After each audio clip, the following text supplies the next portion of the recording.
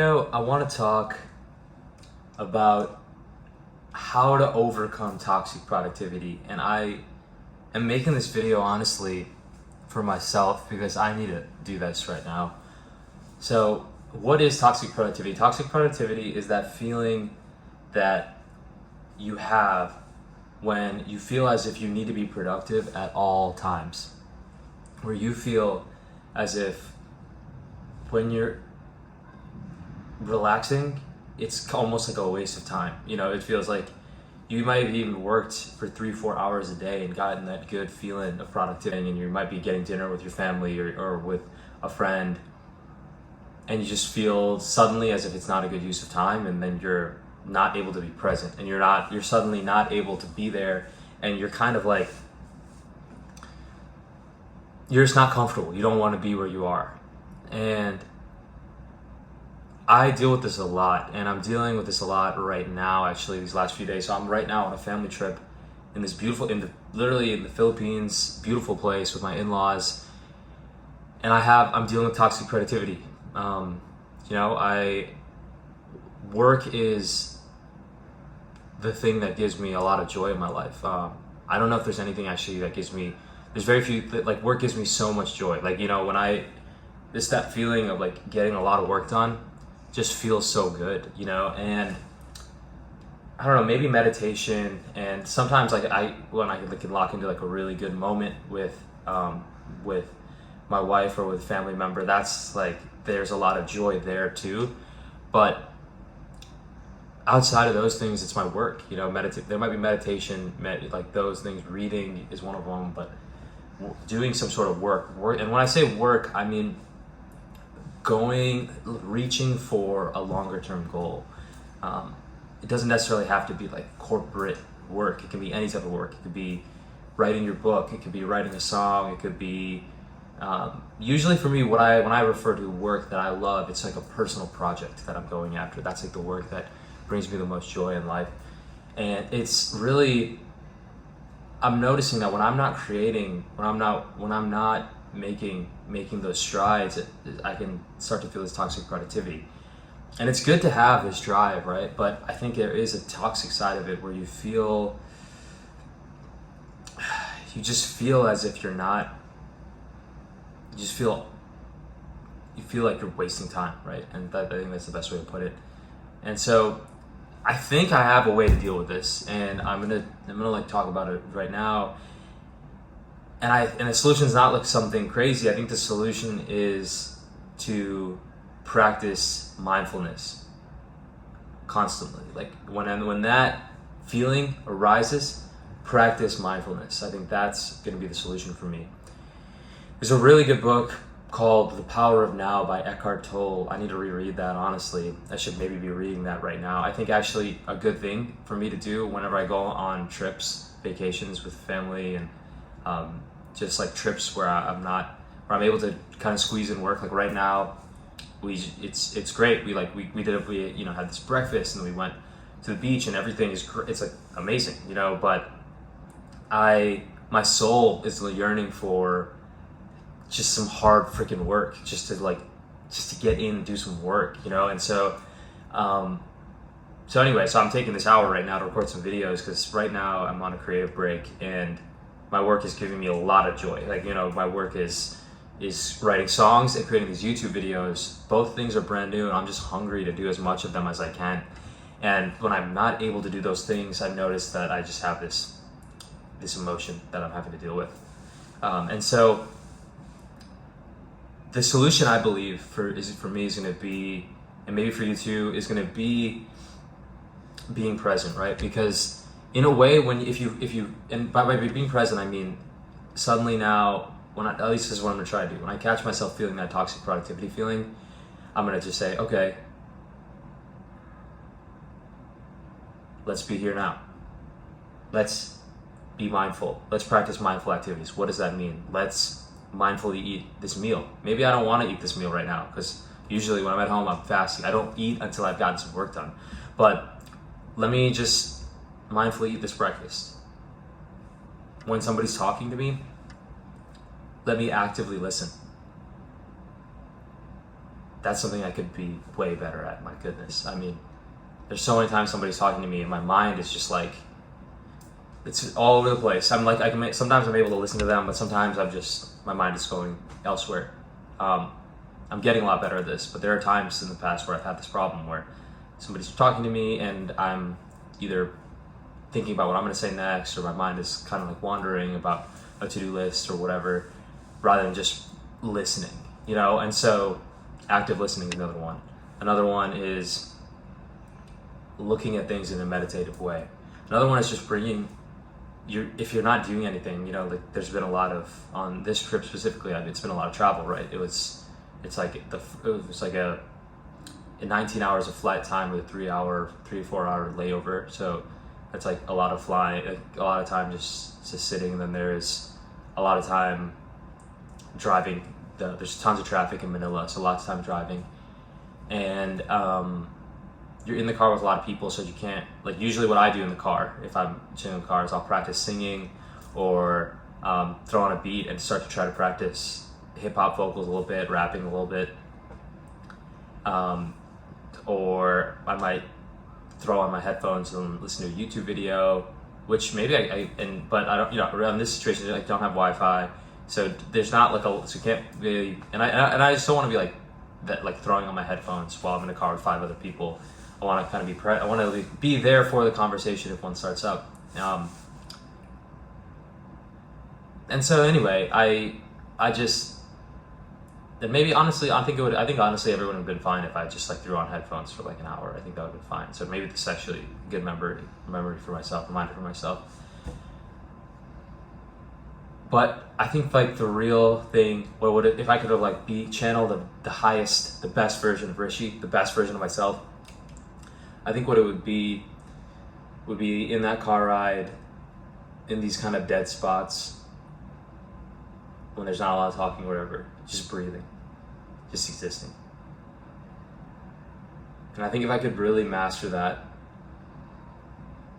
toxic productivity would vanish from me. And I especially think that this is super effective for toxic productivity because in a way, it's giving into toxic productivity. Because toxic productivity for me is saying, okay, what you're doing now is not productive, so you should try to do something right now to be productive.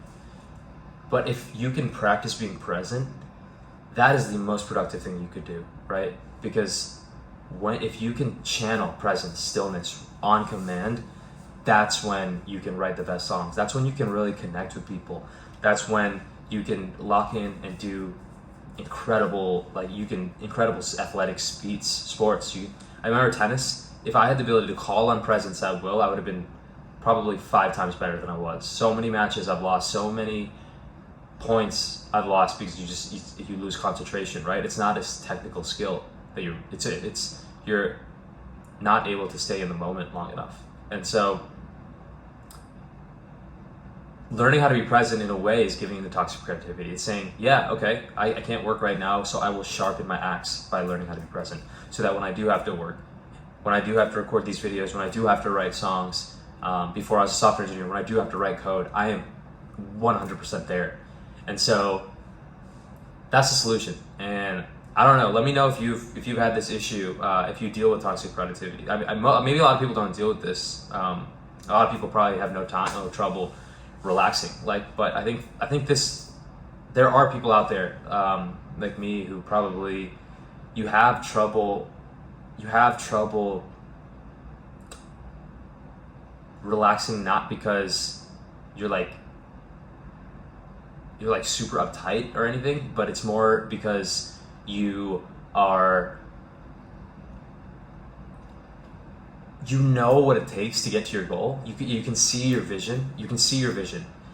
And you know the work it takes, and you're willing to do that work. But then things are getting in your way that are holding you back from doing that work to get to your vision and bring your vision into the now. And so you get frustrated because you can't. What's holding you back is not your work ethic. It's like whatever is blocking you from doing the actual work. It's kind of as if it's like an athlete who is willing to train but then suddenly gets really injured. Maybe like they're willing, and then they can't, their mind is like willing to do the work, but their body can't. It's like similar, you know, your mind is willing to do the whatever work it is to bring your goal into fruition, but your schedule or whatever it is, circumstances are holding you back. And so then you start to feel this toxic productivity. So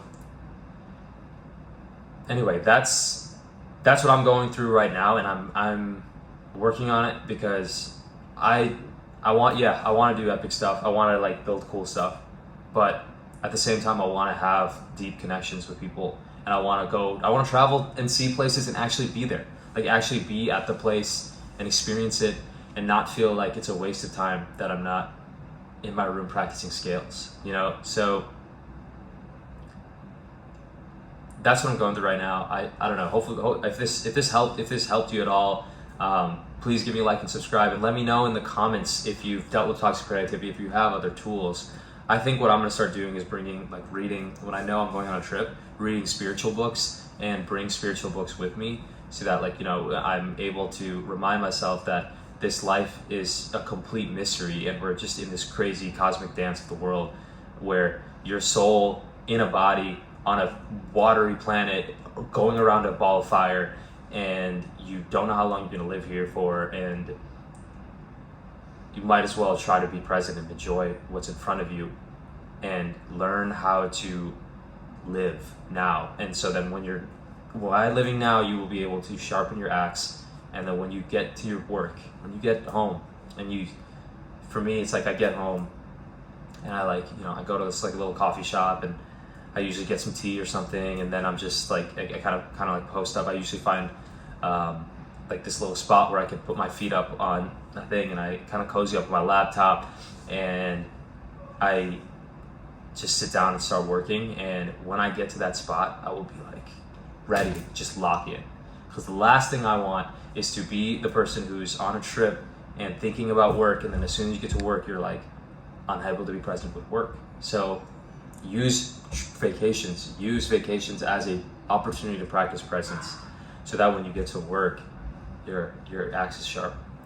Anyway, I hope this helped you. This video is honestly it's like a therapy session for me, because it's just been the first few days of this trip. I've had a blast, but I've really, if I'm being honest with myself, I had this feeling that's just like sitting underneath my heart, and it's like, I quit my job. I'm like trying to do this creative thing where I'm like, we're trying to work on music and create YouTube videos, and then like just taking and I had this amazing opportunity to go to the Philippines for 3 weeks, so I jumped on it. But just, immediately taking these first few days and not having the output that I would have liked, I wasn't handling it well. Like underneath my heart, there's just this feeling of restlessness, of toxic productivity. So I'm hoping this is a solution. Now that I'm like kind of getting over jet lag, it's the day 3. I think I'm going to be trying to squeeze in some work wherever I can. But I'm also, if I randomly can't, if I have a plan to do work and then something comes up, right now I'd like to, I would love if I could just sit here and record like 2 hours of videos, but I know any moment now somebody's gonna come grab me to go grab lunch meet some new family members. And that's a once in a lifetime opportunity, meeting my wife's family, extended family. And I want to be present for that. So I need to be able to like lock into presence really quickly. So I'm hoping on this trip I'm going to plan on being like, try whenever I get these opportunities, shoot some videos, do some singing exercises, bring my pocket notebook around with me to write some lyrics. But when I get interrupted, when plans pop up out of my control, just surrender and just say, okay, now it's time to practice presence. I got to practice my craft. Now I'm time to practice presence. So hope this was helpful, and let me know in the comments again if you've dealt with toxic productivity, if presence was the answer for you, because I think it's the answer for me. I think I need on this trip, I'm gonna really try to focus on getting my mind and body right. So obviously sitting in a plane for that long and driving around, spending a lot of time in a car, I think has got my physiology a little effed. And so I think doing stuff like a lot of stretching and running and like lifting weights and stuff, if I have the chance, is gonna really help release some of that like need to work attention, because that is work. So I'm gonna try to like prioritize that, and then if I have more time, work, and if I have more time, meditate. So I think those three things are gonna like really help keep me centered on a trip that's completely out of control. You know, I'm used to like getting up on my own terms and going to a coffee shop, working, taking a break, working out, finishing that, maybe doing a little bit more work, and then relaxing, right? This is just like everything's totally flipped. So this thing is like there's just plans like that I find out, you know, a day or two in advance, and they often change because there's so many people. And so if I want to make the most out of it, if I want to make the most of this trip and like be like a lantern of light that I want to be, I need to be able to be present. So okay, at this point, I'm running the risk of just repeating myself over and over again, but I hope this was helpful to somebody, and I look forward to talking to y'all in the next one. All right, take care. Let me out cause I'm feeling still crazy. I've been in and out of good moods lately. More and more I run, the more the shit chase me. Holds me down like some ankle weights that I can't see. Can't see. Said it holds me down like some ankle weights that I can't see. Let me out cause I'm feeling still crazy. I've been in and out of good